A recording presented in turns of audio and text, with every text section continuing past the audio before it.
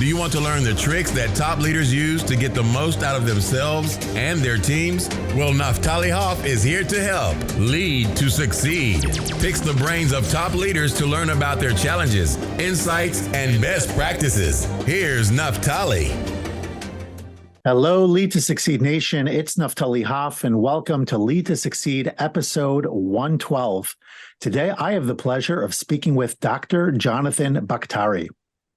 Jonathan is the CEO at both E7 Health and U.S. Drug Centers and the host of Baktari MD. E7 Health is a preventative health and wellness company that has been called the Uber of preventative medicine and was named the best technology company in the healthcare space in 2019. U.S. Drug Test Centers is a nationwide network of over 20,000 testing centers in the U.S. and is revolutionizing drug and alcohol testing across the nation. A former triple board certified physician with specialties in internal medicine, pulmonary, and critical care medicine, being a healthcare CEO is only the latest chapter in Dr. Baktari's life mission to help others by making an integrative preventative medicine available to everyone. Jonathan, thank you so much. So glad to have you on the show today. Oh, thanks for having me, Naftali. It's an honor. Thanks.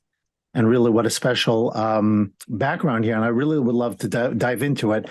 But I do believe in what's the word I'm looking for? In Hebrew, we call it hashgacha. It's sort of a serendipitous sense that there's a divine orchestration. And so literally, I'm talking with my daughter this morning, and she's just wrapping up her undergrad and has already been accepted to become a PA. And she was talking with her professor about certain aspects, I guess, related to the end of her coursework and moving forward. And he said to her, I'm not sure if it was a serious statement or somewhat in jest, but he said that doctors who get A's for the most part in the coursework become teachers. Those who get B's are the best doctors, and the C's are the one who make the most money. I'm curious to get your take on that one. Well, that's cute. No, I'm not sure that's really true.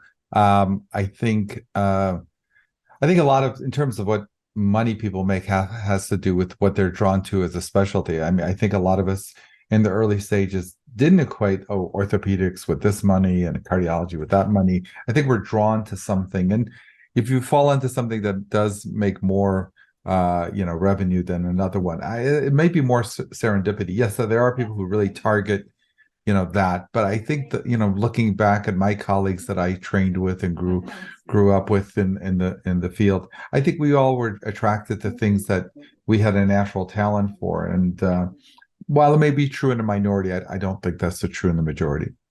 Okay, fair enough. But I have heard it in other areas too, not necessarily specific to medicine.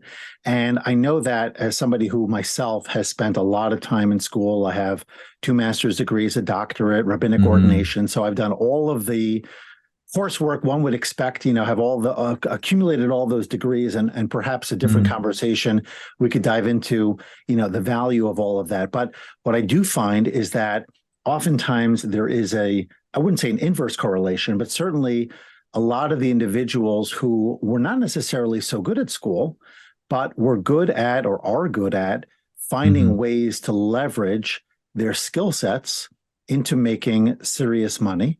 And I know that you have done something, not necessarily following that path of academics and whatnot. I'm sure you were an excellent student, but you have successfully leveraged your, let's call it, academic wisdom in terms of what you learned as a doctor, which many doctors that's their career. They learn it, they become a doctor, they learn their specialty, and that they pursue that forever. You've done something different, and you decided to open your own companies. So I'm curious to know a little bit more about your path. What moved you from, let's call it medicine, which is a more conventional white collar industry, let's say, to the entrepreneurial side of things, and how's that gone for you?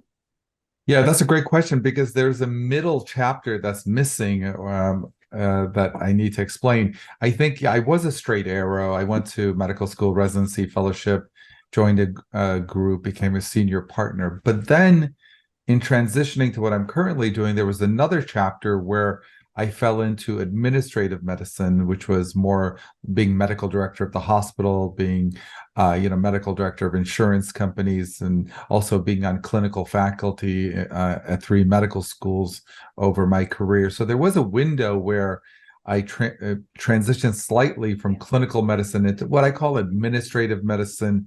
And you get a taste of it in that world of what it would be like to be totally in the entrepreneurial private sector. So I think that allowed me to have a more smooth transition. It wasn't like one morning I woke up and had an epiphany and then all of a sudden made the change. So that transition really helped me. Interesting. It's interesting. As you're speaking, I'm thinking of myself too, because everybody in education, for the most part, starts in the classroom. And so I began as a teacher, was relatively good, eventually started to explore administrative options. And while I would never call, no, I'd say never, for the most part, I would not call school administration entrepreneurial in nature. There are certainly leadership components that one doesn't think about, when you're learning about curriculum and classroom management and things like that. And of course, you have to change your philosophy in a very significant way. So I'm just curious to know, what would you say are some of the primary benefits? Because, a lot of people who are listening, either they're in leadership positions currently or they're thinking about it. They're looking to potentially enter this space. And in my book, Becoming the New Boss, one of the things I talk about is that transition, some of the positives, as well as some of the potential pitfalls. Would love to get your take on that. Yeah, I mean, you certainly, I think, have to acquire new skill sets to move into like traditional, just like being a doctor or a professor, whatever.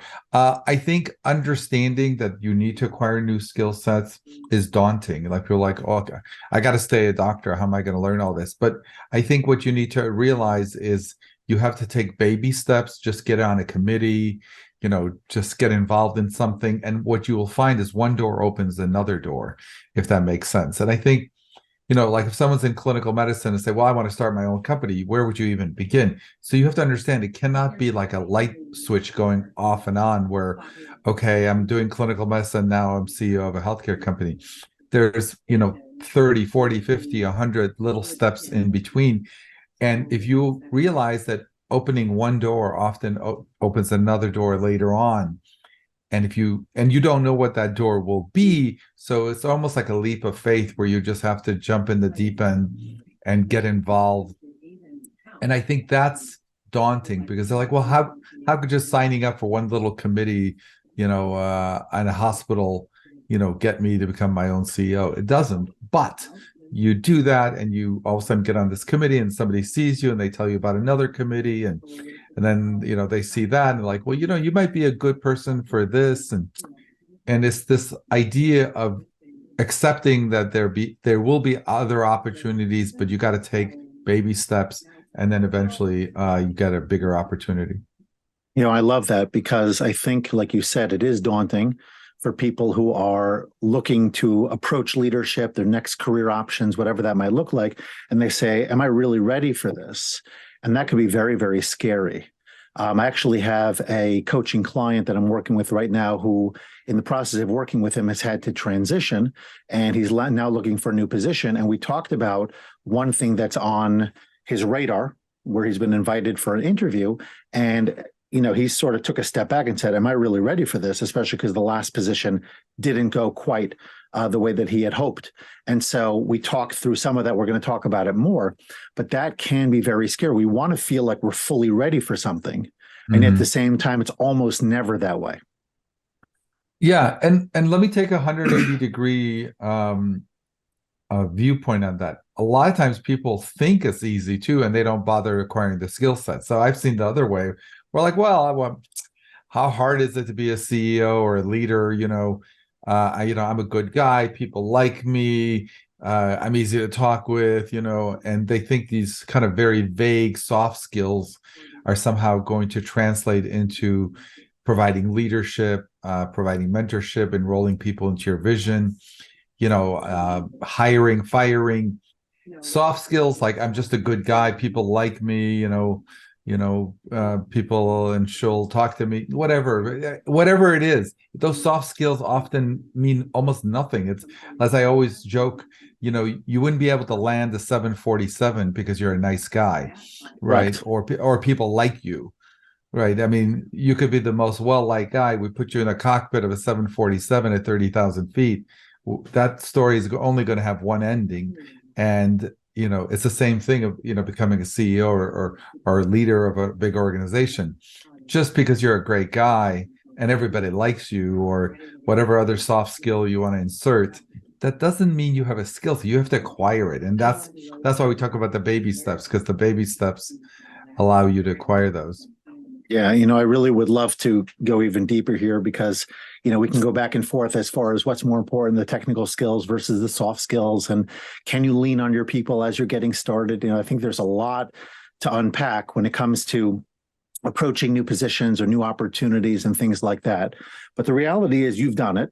And I'd like to ask you specifically something I read in the bio that I thought was kind of interesting. You talk about how E7 Health has been called the Uber of preventative medicine. What does that mean? Well, we developed a company, E7 Health, and we just rolled out e-national testing. And what it is basically we wrote technology and software. We're really a technology company masquerading as a healthcare company, where people can easily get access to whatever they need, whatever physicals, testing, blood work, literally, book an appointment on your app. It's almost like buying something on Amazon. Just book an appointment, show up, everything's on your portal. There's no numbers, there's no wait, there's no clipboard when you show up, nothing. Everything is that alone is worthwhile. I hate those clipboards. I know, right? Which I always joke, all these doctors and healthcare organizations say we have electronic health records, and they're boasting about it. But then you walk in the waiting room, they hand you a clipboard.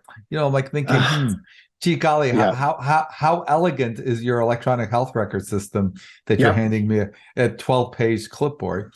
Right. So I think what we did is we looked at Amazon's technology. Like, I want to buy, a printer, right? I mean, how many clicks will it take for me to order that, going on Amazon? Boom, boom, boom, you're done. Okay. So, and we wanted healthcare to be the same way. That's why we got that award for the best healthcare technology company in 2019, because with E7 Health and now e-national testing, our patients around the country can order almost any test and just show up, get it done, and the results are in their portal. So especially with e-national testing, it's available in New Jersey, everywhere now. And that's, I think, revolutionized. You don't need to, wait 4 weeks to see your doctor. We have 20,000 locations for the drug testing. We have 4,000 for the laboratory testing. So we've consolidated this network so almost anyone can get anything done without having to do anything. Nice. So I like it for a few different reasons. I haven't used it personally as a patient, but I like the idea that you're making things simple. As I mentioned before, the clipboard to me is anathema. It's actually a reason I don't go see doctors, because I cannot stand that whole process. But thinking about it internally for a moment, thinking about it on the leadership side, what I hear from you, at least indirectly, is there was a vision of how do we simplify this process? How do we make it happen where with a handful of clicks, maybe not as rapid as Amazon, but certainly within a tight time frame, I can get my information where it needs to be so that I can get the services that I'm seeking. I would imagine that that's the kind of thing that didn't just evolve like, some epiphany that you had, and then all of a sudden everybody was on board and whatnot. Walk us through the process a little bit of how you moved, how you developed your vision, but really more so how you made sure that vision became a shared vision internally within the company so that you were able to deliver the results that you sought. Because I think a lot of people have visions, a lot of people have ideas, but oftentimes the execution, especially when it involves multiple people and multiple stages, is where it gets difficult, and then we freeze and we don't really know how to move forward. Yeah, that's a good question too. Really, I developed my vision only because I was fortunate enough to have the perspective on the problem from 4 different angles. remember I practiced clinical medicine, so literally seeing patients in the office and the hospital. Then I was an assistant clinical professor, so in 3 medical schools, so I got to see it from the teaching side, teaching residents, teaching interns.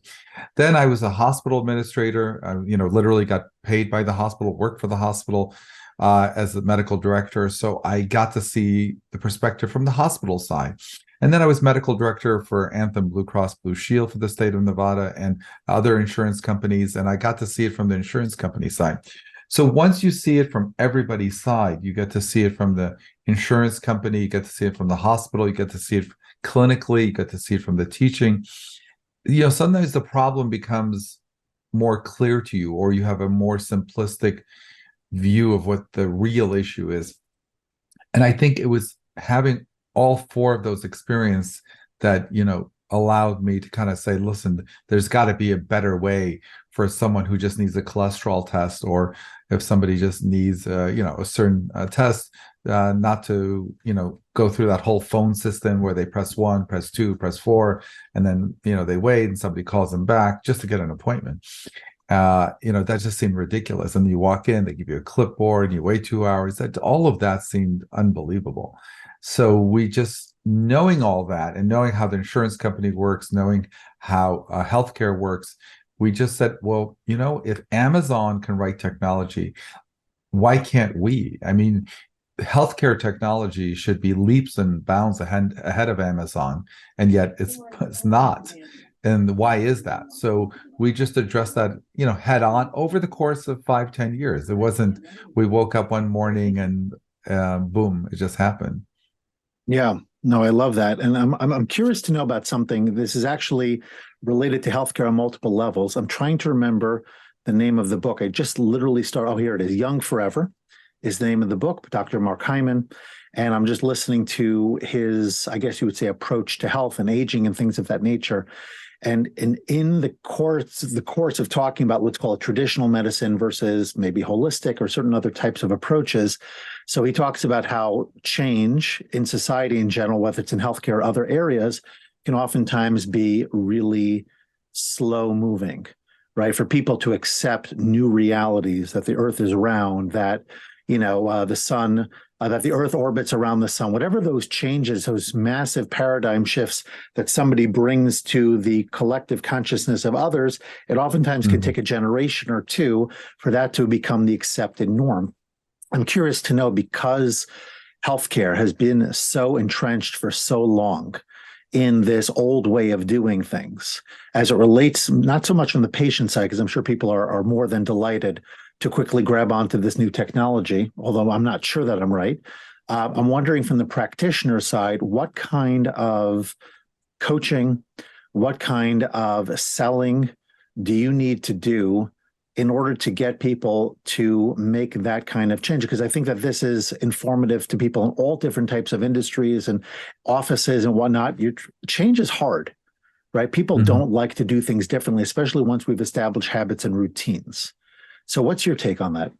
Well, there may be something that we're leaving out of this question, which is, you said change in healthcare is hard, but I think change in healthcare is hard for a very particular reason, because that almost doesn't apply to any other industry.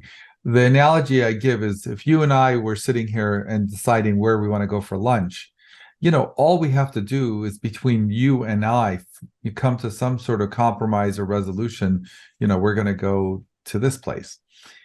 But now let's say there was 5 of us sitting at the table trying to figure out where we're going to go for lunch.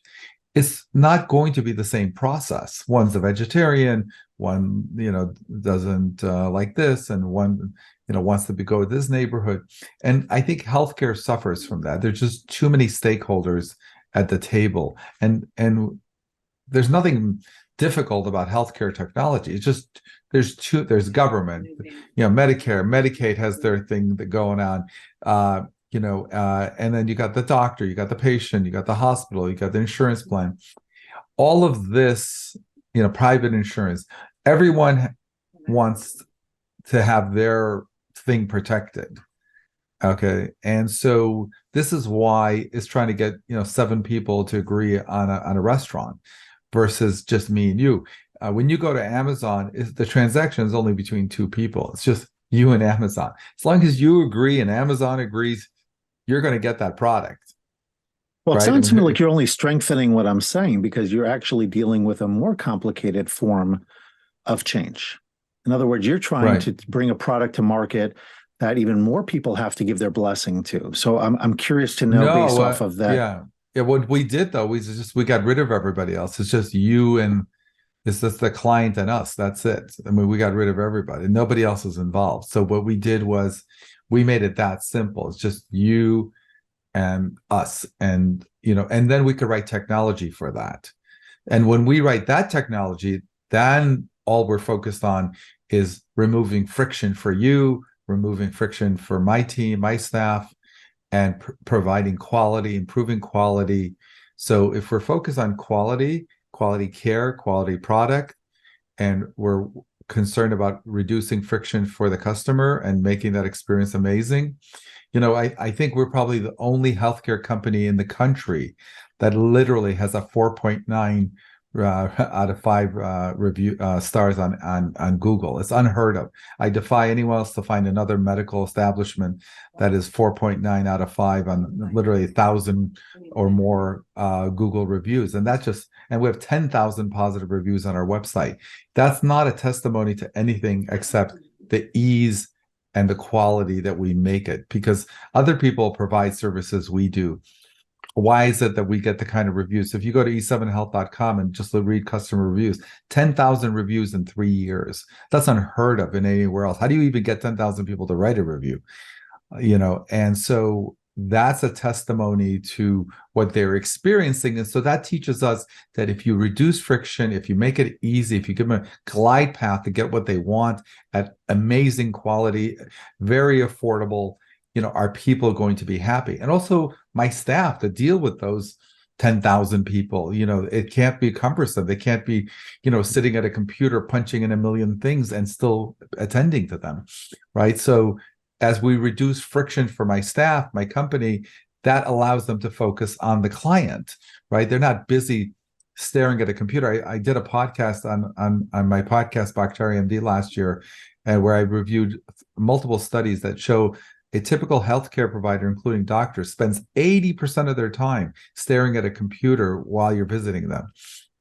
That can't be good for anybody. I mean, they should be making contact with you, right? Not the computer. And that tells you the problem. So the question is, how do we remove friction in the system? So all we're concerned about is the actual product, which is great care, focus, attention, paying attention to details, understanding everything. So the client or the patient comes out thinking, oh my gosh, that's amazing service. And also the person doing the service isn't being beat up, spending, hours on a computer just to make other people happy. I think that's great. I mean, the idea of reducing friction, making things simple, allowing you to focus on what's most important. Now, these are things that I talk about all the time, and I can see the relevance not only to a company like yours, but number one, to any service provider or anyone who's selling anything to the marketplace, and simultaneously internal conversations. How do we make things as easy as possible for our own people to make sure that they could do their jobs in the very best way possible, feel affirmed, feel like they have purpose and meaning in what they do. So there's, I think, probably an infinite amount of applications to this concept. And I think it's really, really important. And I thank you for that. And I want to ask you, I know you talk about this, the 7, what is it now? The 7 secrets, skills, 7 skills that entrepreneurs, that most successful entrepreneurs possess. I'm curious to know if you could share a few of those, the ones that you would think are the most important for entrepreneurs as far as elevating their business. I also, did a couple of podcasts on this, but I mean, to summarize most of it, I mean, the gist of it is, I think a lot of people kind of hitting on what we talked about earlier, need to first understand that they have to acquire skill sets. Enrolling people into your vision is probably the most important thing to having a successful company. I bet you there's hundreds of startups in Silicon Valley that have great ideas, but they don't get 5-10 initial people that are all bought in. And that doesn't happen by accident. So as a leader, you have to enroll people into your vision. So a great idea can fail if you don't have the proper execution. And the proper execution comes from really great talent, okay, but then great commitment and enrollment. And, there is no plan B, right? So if the initial 5 people have this mindset that there is no plan B, like this is going to work or else, I mean, it's got to work, assuming it's a great idea, what have you. So this whole idea that,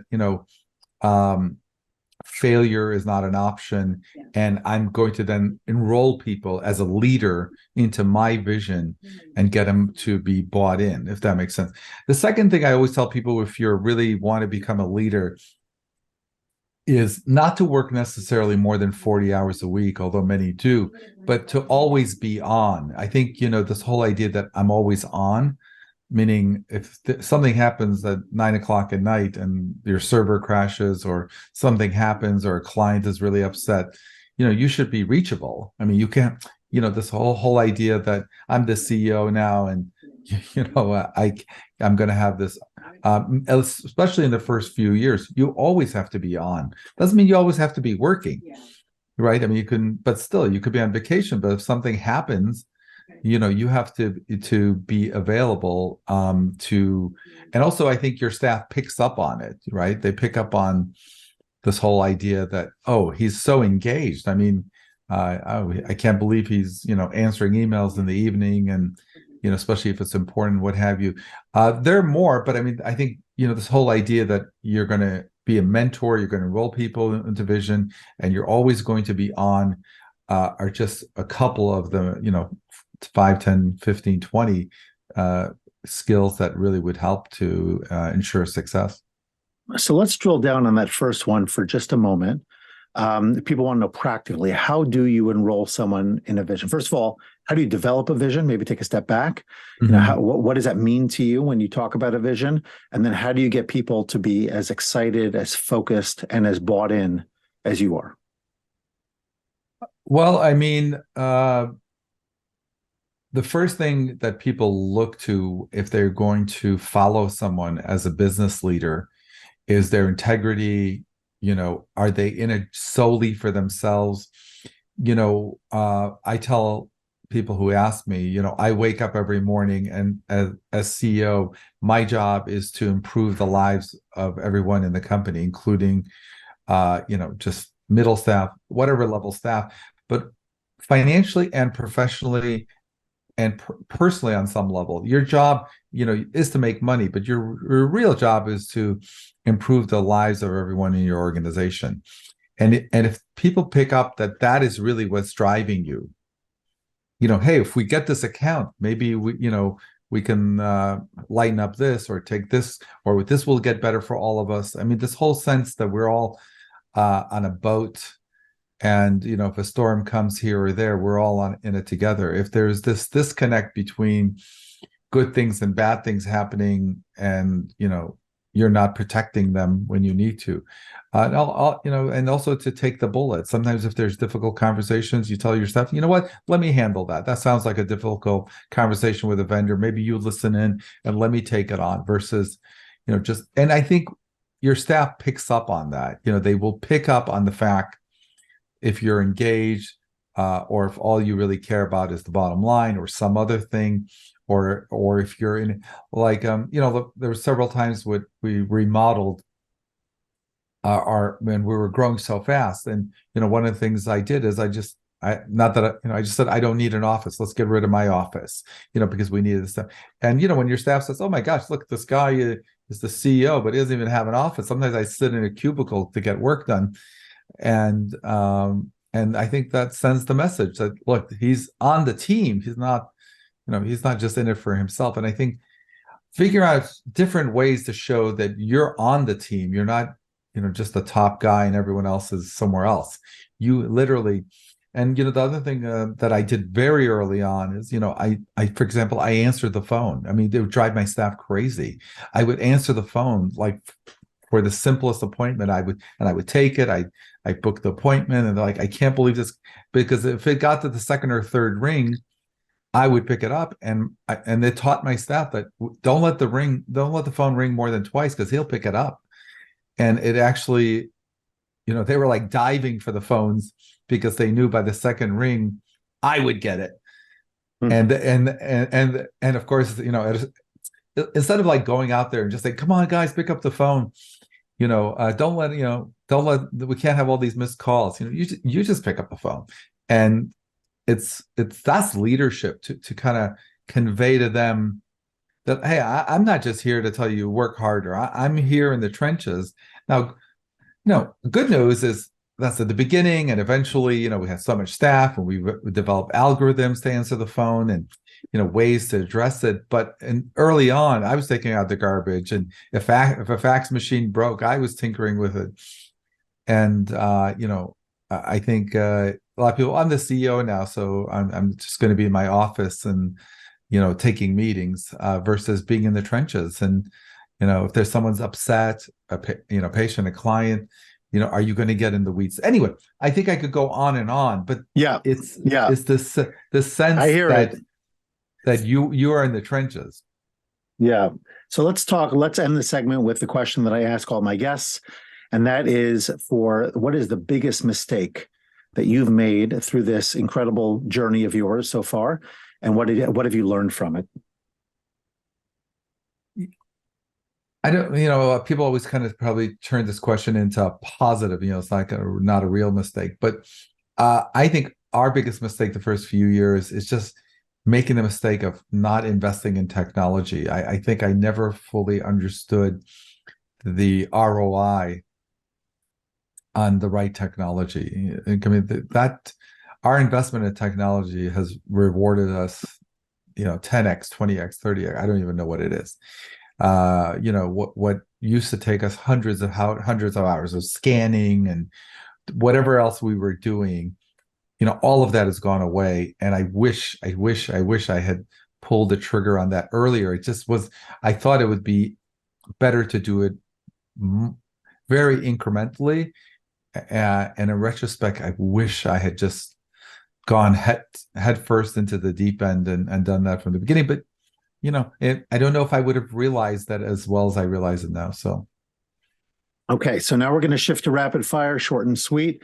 This first one might be a little tricky, but I'm curious to get your take. What do you see yourself as first, doctor or CEO? I would say, I'm supposed to be rapid fire. Yeah, that's eliciting some thought there. Yeah, look, in my mind, I'm always a physician. I mean, to this day, friends, family, the day doesn't go by where somebody doesn't call me, from Schull or from somewhere asking me something about something. So that is who I am. I always pretend like, when I first became a doctor, I know it's not rapid fire. It's a great story though. When I first became a doctor, I was an intern. I remember for my first night in call, the nurse called me, and I was just a newly minted doctor, and she calls me, goes, "Oh, Mr. Smith is short of breath." And I kept on thinking, why are you calling me? You should be calling a doctor. He had this imposter syndrome that you're not really a doctor. And I think this whole idea that I'm a CEO, that's also, I feel like an imposter. I'm really, I think, a physician first. Okay, so I'm in trouble now because I think the next one's going to probably also potentially open up some more conversation. But let's see what we could do with this one. Culture over strategy. Agree or disagree? 1,000% culture. Okay, let's move on then. Something you enjoy outside of medicine? Love to travel, especially with my family. It's a big thing. One of my hobbies is, I love some vintage watches. I'm a little watch collector, not that big, but I love watches. Then I'm a huge sports fan. Went to the playoff game last night. I mean, in hockey, and we love sports and season tickets and this and that. So nice. I think that should cover it. There you go. And then finally, a productivity tip that helps you to get more done. Delegate, and don't micromanage.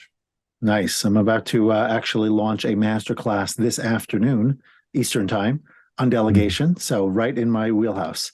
All right. So how can people connect with you, find you, learn more about your work, and benefit from all that you've accomplished? Yeah, so in terms of our websites where they can get some of our service, enationaltesting.com is probably the go-to place. In terms of connecting with me, I have a website, baktarimd.com, Baktari MD.com. Also, I'm on LinkedIn, but I think Baktari MD has pretty much all the content, my blogs, interviews. I've been on the Washington Post, USA Today, all of that stuff is on that website. Okay, doctor. So I have to ask you, as I always do with my guests, for one final life lesson to wrap up our episode. Mm-hmm. Life lesson.